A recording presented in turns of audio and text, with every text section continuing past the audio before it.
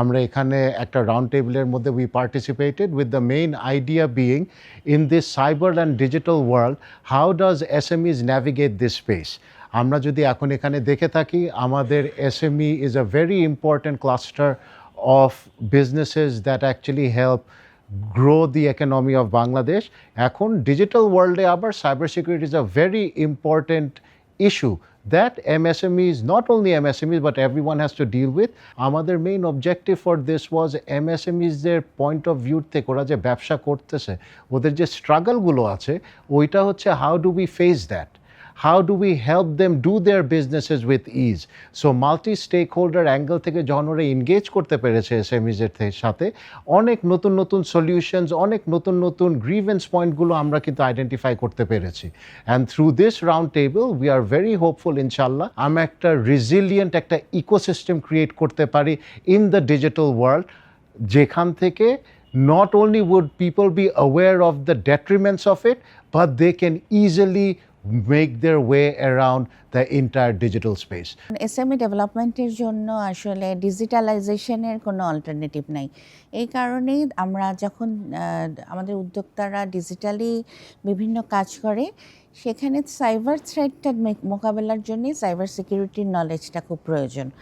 তো তারা আসলে খুব মিলেমিশে কাজ করে এবং অনেক সময় দেখা যায় কর্মচারী বা ফ্যামিলি মেম্বারের উপরে ডিপেন্ডেন্ট হয়।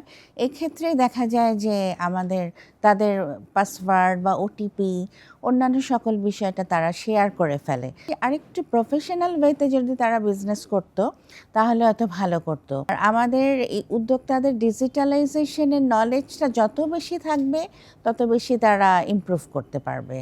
আজকে আমরা যখন এটার সাইবার সিকিউরিটি রিস্ক অ্যানালাইসিস করছি তখন যদি আমরা দেখি যে আমরা অনেক ক্ষেত্রেই কিন্তু দেখতে পাই না যে কোন ই কমার্সটাকে আমরা বিলিভ করতে পারবো, কোন ই কমার্সটাকে আমরা আসলে বিলিভ করতে পারবো না।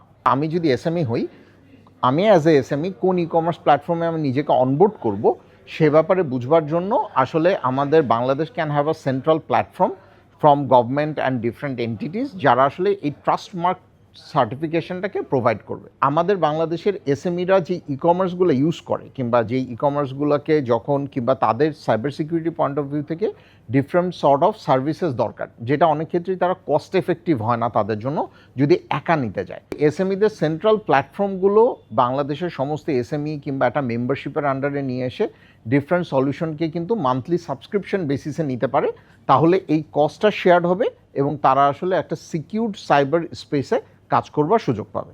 এসএমই প্রতিষ্ঠানে যারা উদ্যোক্তা আছেন তারা একটা বিষয় জানেন না যে সাইবার সিকিউরিটি সলিউশনটা সবসময় যে শুধু কস্টলি তা কিন্তু না, অনেক সময় অনেক বাজেট ফ্রেন্ডলি এমনকি ফ্রিতেও তারা পেতে পারে। এই ফ্রিতে পাওয়ার বিষয়গুলো আসলে তাদের না জানার কারণেই কিন্তু তাদের ডাটা হ্যাক হচ্ছে, তাদের বিজনেস রিস্কে পড়ছে এবং আমাদের কাছে তারা তখনই আসছে যখন তারা আসলে অ্যাটাকের শিকার হচ্ছে বা ভিকটিম হয়ে যাচ্ছে। অন্তত আমরা বেসিক লেভেলের যে সিকিউরিটিগুলো আছে এই সিকিউরিটিগুলো যদি আমরা ইনশিওর করতে পারি, লাইক আমাদের যে বিজনেস পেজগুলো আছে এই পেজগুলো সিকিউর থাকা, পাশাপাশি আমাদের ওয়েবসাইটের যে রেগুলার বেসিস ডাটা ব্যাকআপগুলো রাখা এবং আমাদের অনলাইন যে ফায়ারওয়ালগুলো আছে এই ফায়ারওয়ালগুলো যদি আমাদের যারা বিজনেস ওনাররা আছে এরা যদি এস্টাবলিশ করতে পারে, এরা যদি ইমপ্লিমেন্ট করতে পারে, সেক্ষেত্রে তারা এটা বাজেট ফ্রেন্ডলি অথবা ফ্রিতেই কিন্তু তারা এই সলিউশনগুলো ইনশিওর করতে পারবে এবং তাদের বিজনেস চিরতরে বন্ধ হয়ে যাওয়ার মতো আর ঝুঁকি থাকবে না।